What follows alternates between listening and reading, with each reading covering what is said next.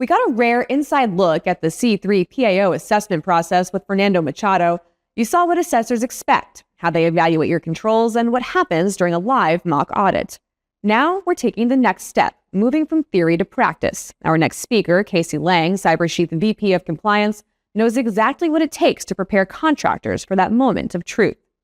In this session, expect practical guidance on closing gaps, producing audit-ready documentation, and steering clear of common pitfalls.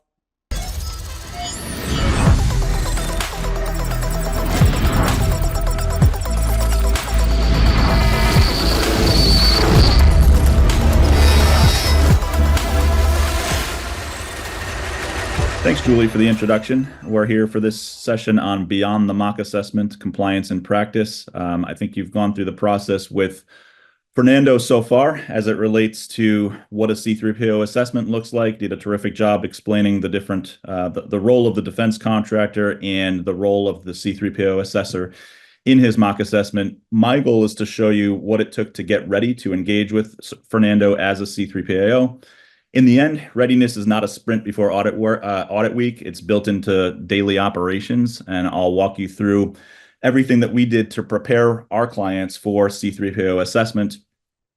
That said, we're going to start off with building readiness. Know yourself. Really, as it relates to starting off, when it comes to your CMMC readiness, assessing first is really the key. Self-assessment is how readiness starts.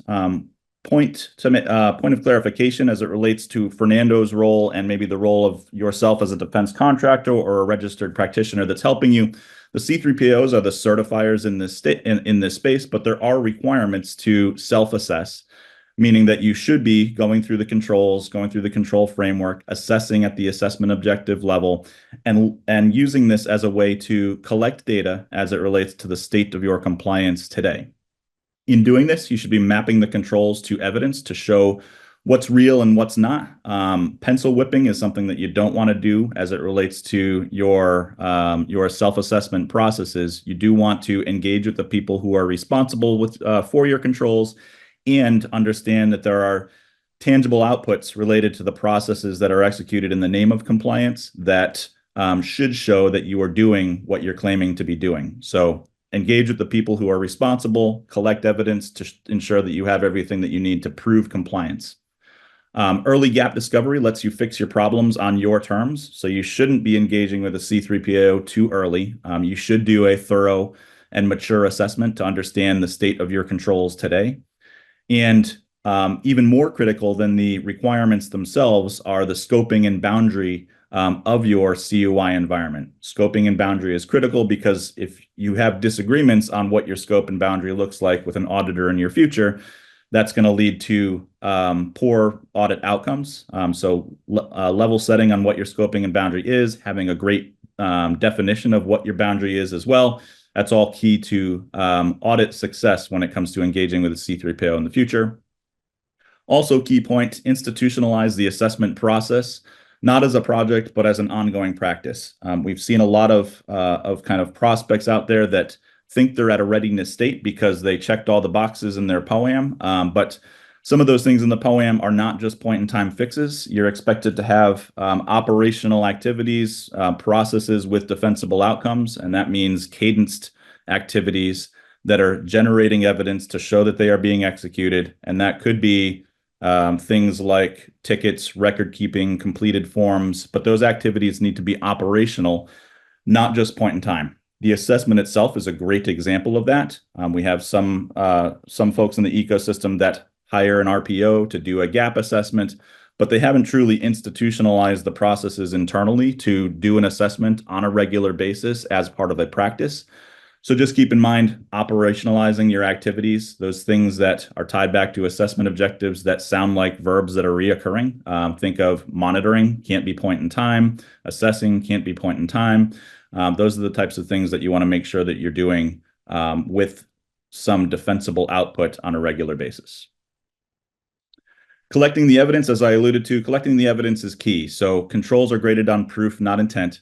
Every process that you're executing in the name of compliance should have steps to be performed and defensible output. What shows that you're actually meeting the intent of a control? What shows that you have an operational process? And as I mentioned, that could be completed forms, tickets, record keeping, an assessment report, policies, configurations, logs, tickets, training. Those all count as evidence. Tangible evidence means it's proving that you're doing something. And then from there, continuously self-assessing to ensure the evidence stays current. There's not a requirement that you must have evidence, but evidence is key when it comes to maturity and having confidence in your assessment results. So again, if you're just pencil whipping your assessment today and you're not collecting evidence, when it comes to the confidence in your score, if you haven't put eyes on the evidence and the output of your compliance processes, then you don't really have true confidence that you're ready for an assessment. So collecting evidence, collecting artifacts is key to ensure that you are actually truly ready for the eyes of a third party like Fernando as a C3PAO in making a certification attempt or passing an audit. Red flags to avoid when you're doing assessments. If you were assessing a DIB contractor, the things that we see that are red flags, one-time assessment treated as done. Again, this is where, yeah, we did an assessment back in 2023. We haven't done it again. We do it on a regular basis, or we do it periodically, but that's not truly a process. There is no cadence. You do want to have a process to self-assess, something that is defensible and on a regular basis. System security plan, or POAM, frozen in time. These are living documents. Your system security plan is your narrative. Defense contractors tend to change quite a bit. So you should be maintaining your SSP. Good to at least have a touch point that's aligned with your internal assessment processes to say, we assessed, no findings, or we assessed, we found some things we needed to update.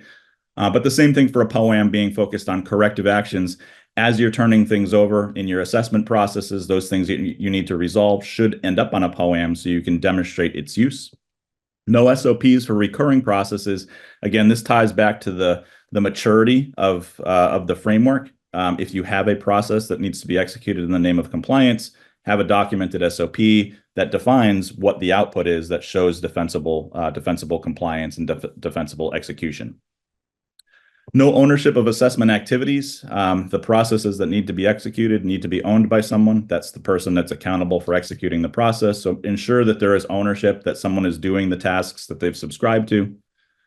Poorly documented boundaries, flows, and scope. As I alluded to, if you're making missteps in your boundaries and your scoping, that will lead to issues in your certification attempts and audits. You want to level in on what that is, describe it clearly, and make sure as you engage with the C3PAO that they agree with those boundaries that you've set. Another red flag is documentation and assessment processes that ignore NIST 171A. So extra bold on the A there. The A means that it is the assessment guide. It is actually what the assessors use. It's the questions that they ask. On one side, they're holding NIST 171A, asking questions. They're looking for the answer in your system security plan, and then asking for you to demonstrate. That said, we know what the questions are, so leverage NIST 171A to your advantage. You know the questions, so narrate against those assessment objectives that are defined. And then I mentioned pencil whipped assessments. If you haven't actually gone and engaged with the people that are responsible for the controls, talked to your IT function, talked to your HR about personnel security practices, talked to your facility manager about physical security.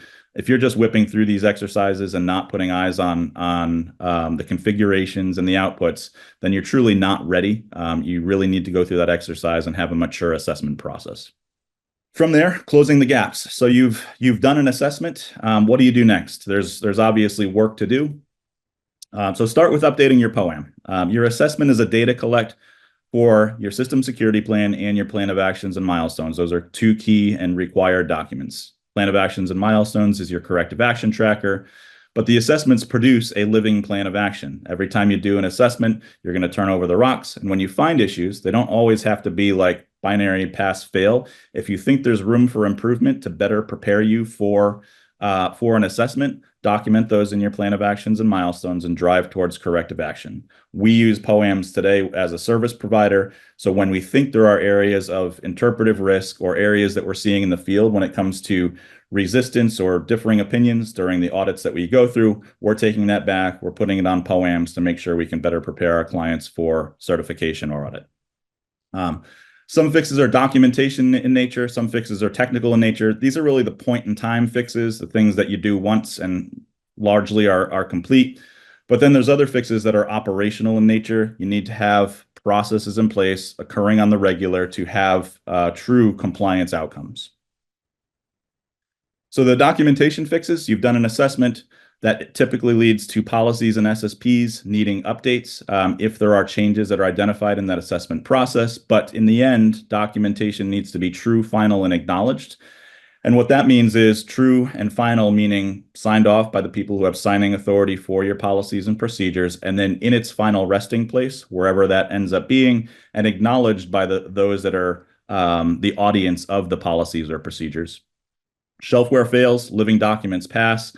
Live documents pass, so make sure you're maintaining your documentation in accordance with your assessment cycles, or if you are finding any changes that need to be reflected, make sure we just keep fresh documentation.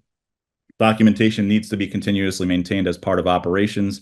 And we'll step into later in this presentation, we'll talk about the changes to look out for, because there are common changes that lead to, I'll say chaos, but that lead to documentation that needs to be updated and maintained reflective of your situation in the DIB space.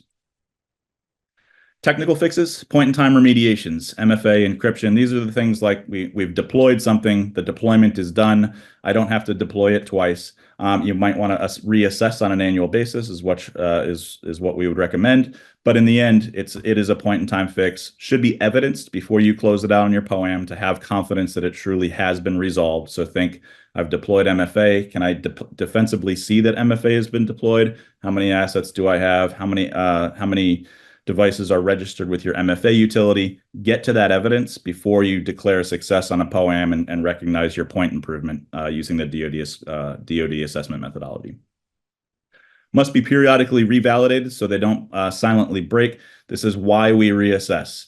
So your reassessment process should be revalidating the implementation of your controls, and CMMC being a maturity framework, you need to ensure that your requirements are governed with policy and procedure, implemented defensibly, and have the outputs that can serve as evidence as defensibility during an audit. Operational fixes. This is where we're looking more around the operational processes that have compliance outcomes. Log reviews, vulnerability scans, access recertification, IR change management. These are all the things where when we do assessments today from a CyberSheath standpoint, we're looking for, if you have a change management plan, are you executing that plan? Can you show me change records that show me that you're actually doing what you have written down? Do you have a cadenced set of change management activities? Are you meeting weekly, monthly, more or less frequently than that? But the things that prove that you're doing things operationally are what are going to need to be demonstrated during an audit. And those processes require ownership, cadence, and defensible outputs, all things that I've alluded to so far. These fixes never end. They're at the core of staying ready. So if you think of the assessment objectives in NIST 800-171A, again, there's verbs in there such as monitor, assess, implement, but several of those verbs are really around cadenced activities. Make sure you define what that cadence is, make sure you have a documented process, and make sure that the output of that process is well understood. This way, when you're going through audit or a certification attempt, you're very prepared as it relates to demonstrating that process. Just something to be aware of, the consultant trap. Consultants can help you get here once, but they rarely institutionalize a process. And really what I'm pointing out here is there's a distinction between service providers that are typically long-term partners and consultants that will get you documented and implement some capability.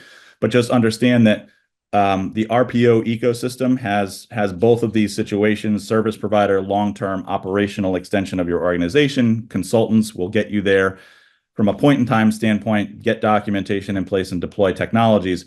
But when you have a consultant, the operational responsibilities remain yours. Service providers, in a lot of cases, will retain ownership of executing processes on your behalf. So important distinction as it relates to who you're engaging with within the CMMC ecosystem and their roles.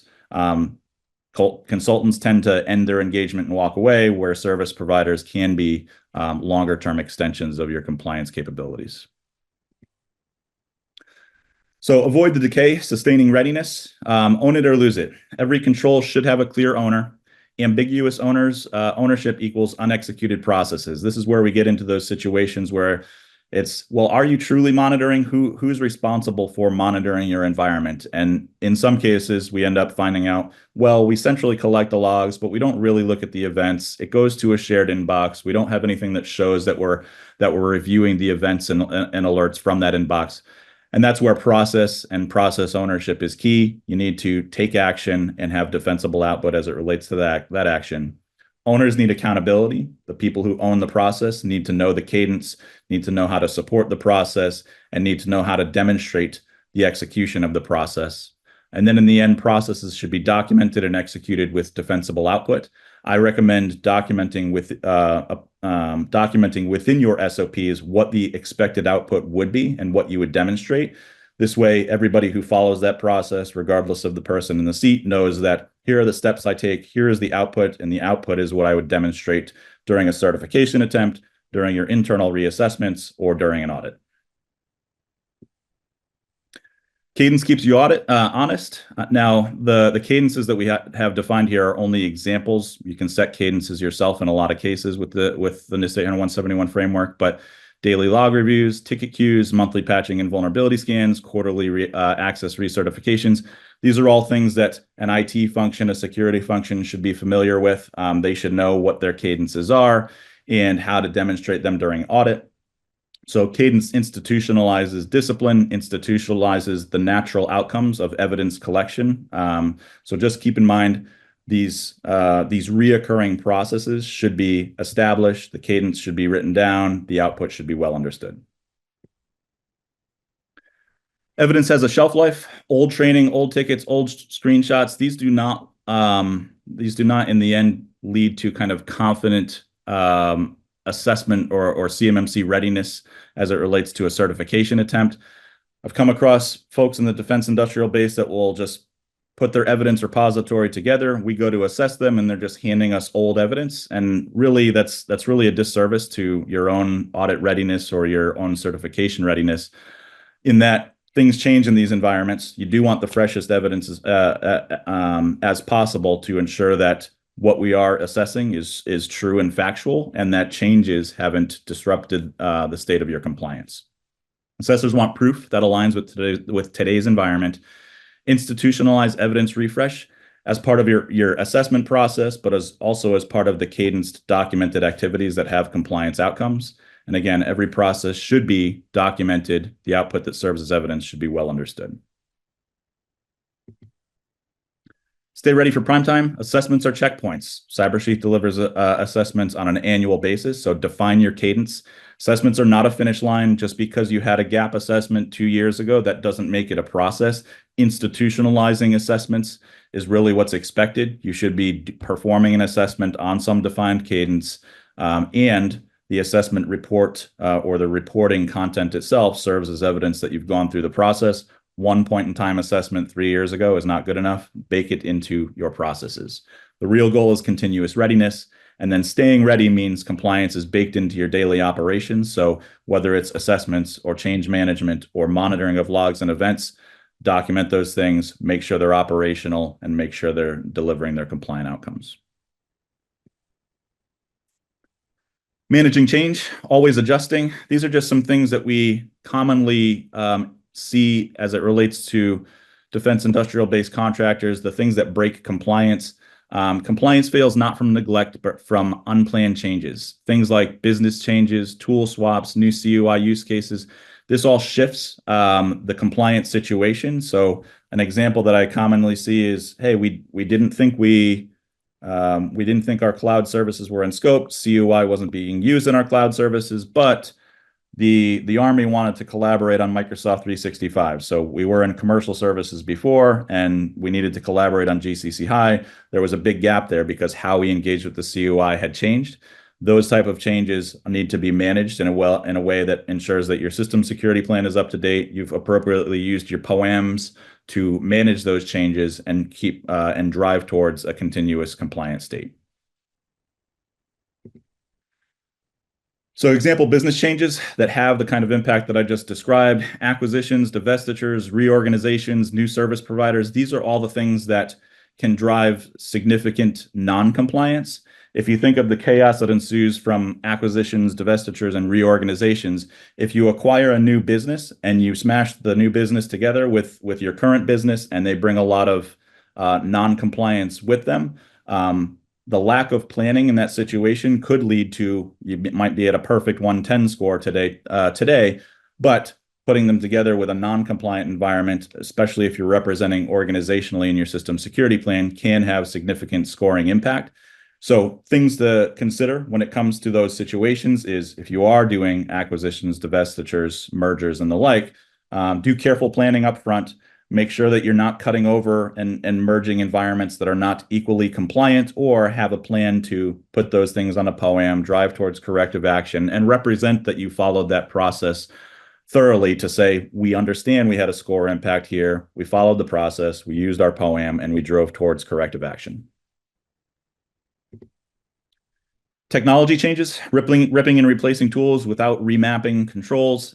Really what this comes down to is your security protection assets in your environment. If you've gone and changed them, or changed your, let's say anything from, I don't know, the tools that you might use for background screening, the tools that you use for perimeter security, endpoint security, when you start changing those tools out, they could have a cascading impact. Let's say your antivirus solution allowed you to do scheduled scanning today, but your new EDR solution doesn't allow you to do scheduled scanning. You might have it documented as scheduled cadence scanning in your SSP, but your new tool doesn't support that. So you have a gap there to resolve in how are we going to accomplish this requirement. Our narrative is no longer true, and we need to update our system security plan to reflect reality. Final thing is, I alluded to CUI handling changes. So if things change in how you receive CUI, where you store and collaborate on it, how you transmit it, any change here redefines your data boundary and flows. So the example I gave previously around, I'm in commercial Microsoft 365. I don't put CUI there today, but tomorrow we do need to put CUI there. We're in the wrong licensing. Those type of flows matter. You might have a very small footprint of CUI today that's tightly controlled, maybe system specific, and you're pivoting towards an enterprise approach. That leads to a whole lot more work to do when it comes to protecting CUI and telling the narrative of your CUI boundaries and flows. Boundaries and flows can be significantly impacting across the entire framework. Example I'll give: if you're doing an assessment and you're talking to your system administrator about your Windows environment, you go all the way through the assessment and you're like, yep, Windows, great, it's very compliant. And then at the tail end of the assessment, you find out there's Linux platforms in the environment. They store, process, transmit CUI. They're truly CUI assets, but Linux is unmanaged, no central authentication, largely shadow IT in a sense. One platform change can have a cascading effect and can turn a perfect assessment to a very negative assessment if you're not accounting for all of the in-scope platforms, boundaries, and data flows. So what to watch out for? Assuming controls apply the same after a major change. So if you do have changes like business changes, technology changes, and CUI use case changes, as I mentioned, that could have cascading impact to the state of your compliance today. Failing to rescope when your business or technology shifts. So every time one of those things happen, you should be on a regular, at least during your assessment process, rescoping the environment, making sure you understand the CUI use cases, your in-scope platforms, your in-scope cloud services. Go through that exercise every time you reassess, but also monitor for those changes when it comes to your change management practices or any other gateways that you might have as it relates to gaining information on those type of changes. And then letting your SSP drift out of sync with reality, again, tied back to my EDR, my EDR example. Just make sure that if you are swapping out tools, right now you probably have definitions in your system security plan and your governing documentation that are very much aligned with what you do today. But as you're making changes, align those changes with your documentation. Takeaways, navigating the ecosystem. So a mention on interpretive risk. So this is leading towards how to best select a C3PAO assessor. Not every assessor interprets controls the same. So be careful in kind of evaluating the assessors in the environment. Interpretive risk means that your assessor might have a different interpretation than you have as it relates to your boundaries and the implementation of your controls. The only defense is defensibility. Strong narratives, repeatable processes, and current evidence, all grounded in the assessment objectives and the requirements. So just be prepared that there are assessors in the ecosystem that have lived different lives than you, have different perspectives than you. You want to select a C3PAO that understands your environment well. Don't let them be the only ones asking questions. Ask questions as you're selecting your C3PAO to make sure they're a good fit as it relates to your environment, the type of the way you operate, and the system, the in-scope systems and platforms that are tied to your boundaries and your data flows. Choosing a C3PAO. All C3PAOs aren't equal, as I had mentioned. Evaluate, do they understand the CUI flows that you have? Do they test fairly? When it comes to the fairness of testing, do you have escalation paths as it relates to maybe discrepancies that you land on during your assessment process? If you need a second set of eyes, it's always good to have that escalation path and try to get to the truth. Do they challenge the narratives constructively? Are they just a no kind of assessor, or are they actually trying to understand the controls that you've established and support you through the process versus resist you during the process? The wrong C3PAO increases that interpretive risk concept. So make sure that upfront they understand what the environment is, how your CUI flows, and what their reasonable and practical interpretation of the requirements are. What to watch out for? As I mentioned earlier, consultants who get you there but don't keep you there, and that's not a problem with the consultants. That's just understanding how a consultant might operate. They might take you through the process and lead you through the compliance journey, get you well documented and get you in place, but they're not there to manage the changes. They're not there as an operational extension in a lot of cases. So they might have done an assessment for you, but have you institutionalized your own assessment process? Did they help you develop the process? And who's responsible for carrying the torch forward? All of those things are important to understand. Providers who talk security but can't evidence CMMC. So make sure as you're selecting in the ecosystem, they call it external service providers, but you want external service providers that understand your CMMC requirements, understand data flow, boundaries, have some understanding of what CUI is, the challenges of CUI, and make sure they themselves have a solid understanding on the practical interpretation of the requirements, which is sometimes different than best practice alone. Sometimes best practice gets confused with the requirements, but make sure they're grounded in the requirements to give you the best outcomes. And then assessors who don't understand your boundary and CUI use case. The most common ones today are, think of like an enterprise use case when it comes to your CMMC certification attempt. Enterprise means you have an enterprise boundary. Control of CUI is a little bit different in an enterprise boundary versus, say, an enclave or a system-specific environment where CUI might be processed, ingested, and kind of systematic. An enterprise boundary is different. Enterprise boundary would be business development people engaging with CUI by email. It's kind of inherent CUI in the environment. Make sure your assessors understand the distinction and understand what your approach is to handling CUI. Final thoughts, compliance and practice. Certification is a milestone, not a finish line. So what that means is institutionalize your assessment processes. Certification is on a 3-year cadence as it stands today with CMMC, but operational activities that have compliance outcomes are the key to staying compliant. If you don't know, you are expected to attest to your compliance on an annual basis, and there's no better way to have confidence in that than assessing on a regular basis. So when it is time to reattest to your certification, if you're in a certification cycle, that you have confidence in what you're attesting to. Readiness is built by knowing yourself, closing gaps, and sustaining discipline. So again, foundationally, perform assessments, use your POAM, resolve the gaps, change the operational processes where necessary to stay compliant. Compliance can't survive change unless scope and controls are reassessed. So really institutionalize those processes. It really should be an assess, implement / remediate, and then manage operationally type of process, and just continuously leverage your POAM to drive towards and maintain compliance. Long-term success means navigating the ecosystem. So the assessors, the partners, providers, as your business changes, as your business grows, understand that as you bring in external service providers, as you bring in assessors and partners, that could change your situation as it relates to CMMC compliance. So manage those things proactively. If you are making changes, ensure that the person who is wearing the compliance hat is well informed. And as I mentioned, that ties back to business changes, acquisitions, divestitures, technology changes, as well as CUI use case changes. Your compliance hat bearer needs to understand when any of those changes are occurring.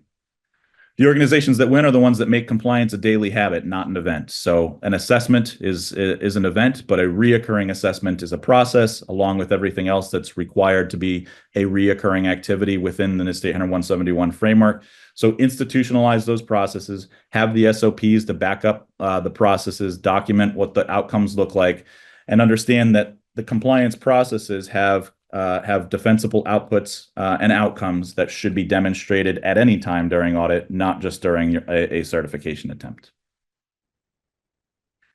That said, I appreciate everybody's time for joining me today. I hope you guys enjoy the CMMC Con content, and thank you so much for joining me.